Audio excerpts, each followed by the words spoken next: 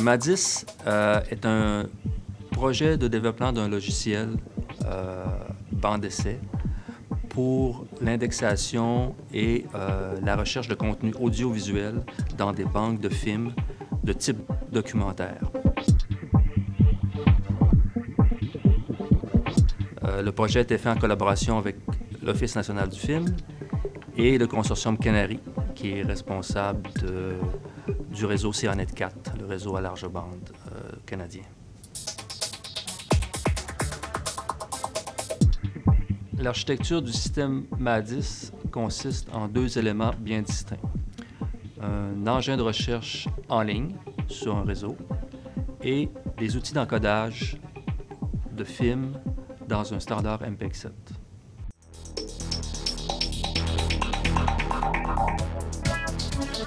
MPEG-7, c'est un nouveau standard développé par le groupe MPEG, ceux qui nous ont donné les populaires standards de compression MPEG-1, MPEG-2 et MPEG-4. Sauf que MPEG-7 ne standardise pas la compression, mais la description des documents audiovisuels. Ça donne le format d'un fichier texte, un fichier XML, dans lequel on peut indiquer des informations sur le contenu visuel et sonore d'un film. Par exemple, on pourra donner des caractéristiques visuelles de très bas niveau, comme quelle est la répartition de couleurs sur une image, ou quels sont les sons qu'on entend dans cette séquence-là, ou des informations plus sémantiques de plus haut niveau. Par exemple, est-ce qu'il y a un visage dans ce plan-là? Quelle est l'action? Quels sont les mots qui sont prononcés? Et on pourra décrire ça pour toutes les scènes et tous les plans de caméra.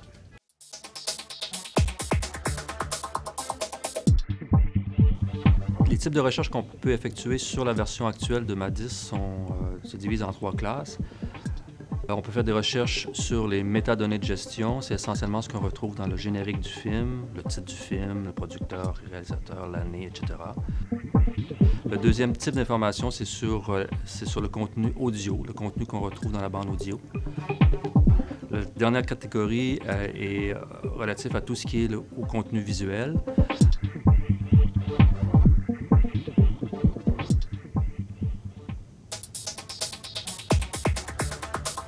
Il est présenté à l'usager 4 catégories qui correspondent aux plus grandes, en fait les catégories les plus importantes dans la banque de données qu'on a utilisée. Et l'usager sélectionne simplement une image représentative de cette catégorie, par exemple une image de forêt. Ensuite, il lance le système de recherche en appuyant sur le bouton « Soumettre ». Et alors, une fois que les résultats de la recherche sont affichés dans l'interface, l'usager peut lancer le vidéo et le vidéo s'arrête automatiquement sur l'image clé qui est la plus représentative de la scène, forêt par exemple.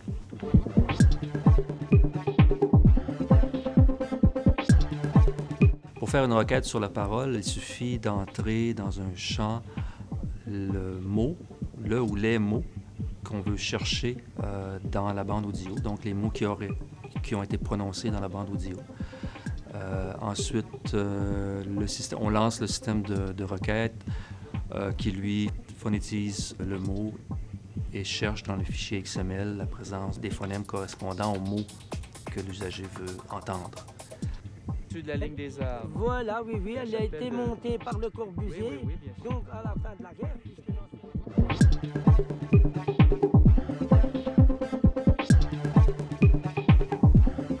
Pour faire une requête sur les visages présents dans les films, l'usager n'a qu'à sélectionner parmi un ensemble d'images, de visages, des personnages ou des acteurs qui sont présents dans le film.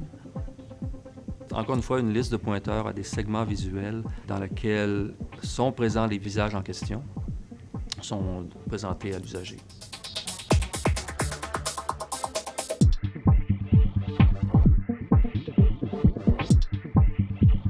Avec l'interface actuelle, il est aussi possible de faire une combinaison de différents types de requêtes.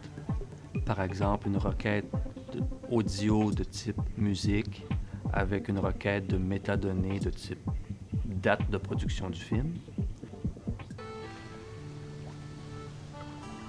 ou encore une requête de type parole, combinée avec une requête de type visage, donc recherche d'un visage dans un segment.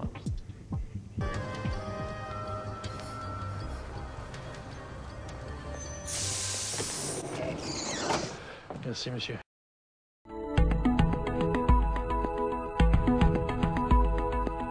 Au niveau des catégories visuelles, on s'est attaché aux images de nuit, aux images contenant un visage, aux images de végétation et au coucher de soleil.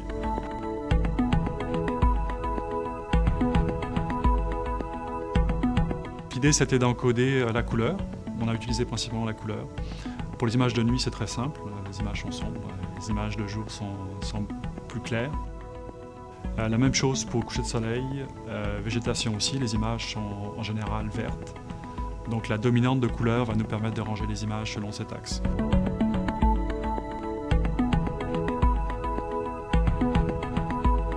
Cet outil nous permet de trouver une zone, des régions d'intérêt où potentiellement on peut trouver un visage, image par image. Et cet encodage, en fait, décrit l'image de haut en bas et permet d'encoder les variations liées à la présence des yeux, la présence du nez, la présence de la bouche. L'encodage est fait manuellement, c'est-à-dire qu'il faut sélectionner des images de chacun des acteurs, au moins 2 ou 3 images. Et ensuite, la reconnaissance consiste à comparer chacune des boîtes détectées de visage par rapport à ces prototypes et donner une probabilité de reconnaissance de chacun des acteurs. Le produit final de cette étape, c'est d'avoir un index de présence de l'acteur pour le shot considéré.